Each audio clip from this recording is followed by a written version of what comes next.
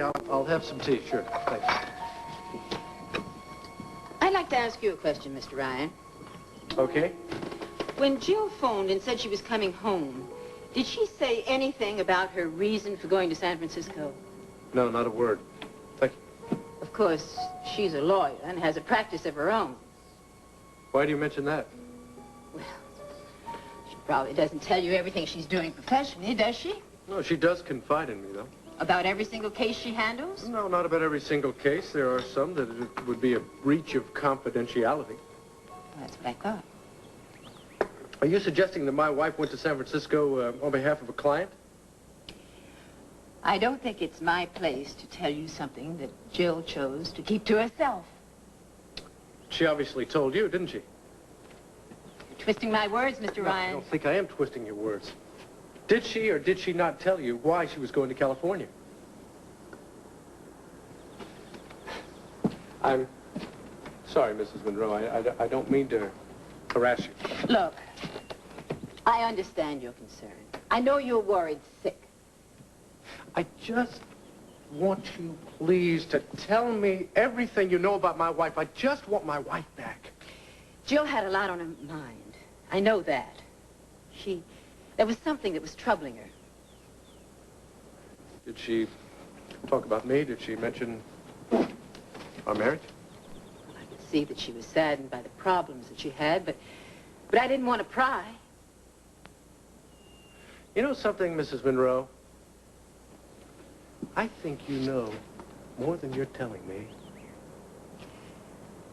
Give me your number in New York. I'll call you if I think of anything else. Okay. I love my wife very, very much, Mrs. Monroe. If there's anything you can do to help me to find her, I would appreciate it. Thank you for your time. Mr. Ryan. Yes? Where are you going from here?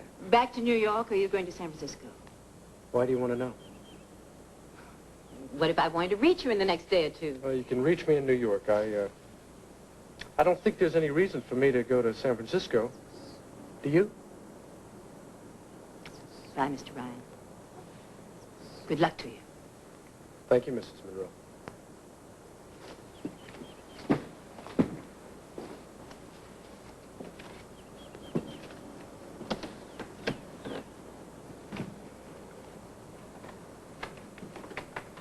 Tell him anything?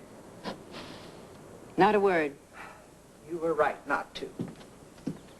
I'm not so sure about that, Molly. He's such a nice young man, and he's so concerned about his wife. But you promised her you wouldn't say anything. Besides, what good would it do to tell him that she's looking for a brother he never even knew he has? Yeah, I suppose you're right. Anyway, Mr. Ryan is the new New York attorney, district attorney. What do you suppose would happen and he'd do to Dakota if he ever caught him? So you've got to go with Miss Jill Ryan's way. No. I can't take this on myself. What are you going to do? I'm going to write to Dakota at his postal box in San Francisco. I've got to find out if he's seen Jill.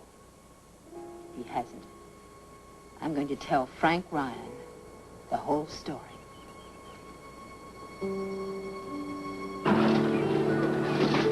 Dakota! Do I look like a dangerous criminal to you? I think you look more like a gun mall, Sarah Jane. About the prettiest one I've ever seen. You're gonna take Eddie's by storm. But if I thought that, I wouldn't really go. Are you afraid of being the center of attention? Yeah, I'm very afraid. Because you'd be sitting right next to me, wouldn't you, right? Right. And what if the wrong person came in and he saw you? Then what? Oh, no. I know that we shouldn't go. We just shouldn't. Listen, I'm not gonna talk about this anymore. I'm going. And if you're worried about being seen with me, I'll understand that. I wasn't thinking about myself. I know you weren't. You know, I never even asked you why you were in trouble with the police. And I'll tell you something, I don't care because I feel like it's none of my business. But I know one thing. It's not because Coming you did soon anything on wrong. Ryan's Hope. How come you have so much faith in me? I don't know. I don't know. Maybe it's because I can't remember anything. Maybe it's because I don't have any experiences to look back on. That I go by my instincts now. And they tell me you're a good man. Well, I'm a lucky man, that's for sure. Oh, no. No, I'm the lucky one.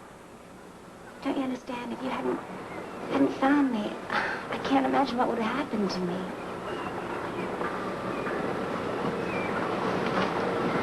What is it? What's wrong? The doctor in New York told me something strange.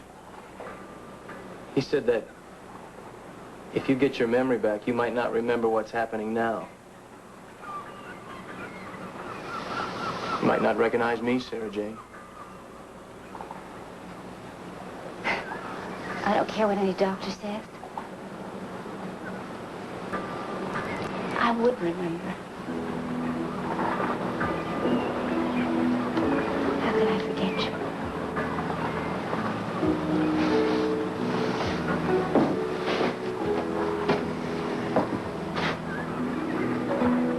Hey, let's go have a great time at Eddie's tonight.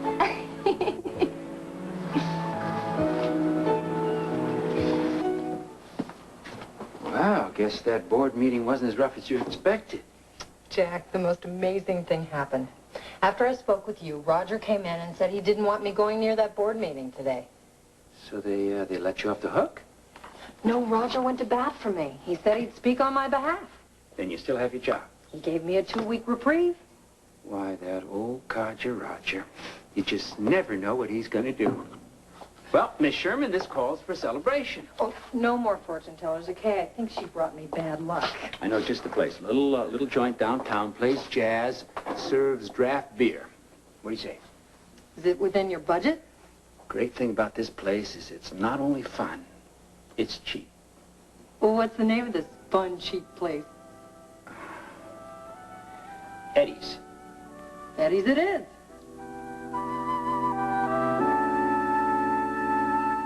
Tonight at 8/7 Central, Prince Charles and Lady Di talk about their lives in an exclusive interview on 2020.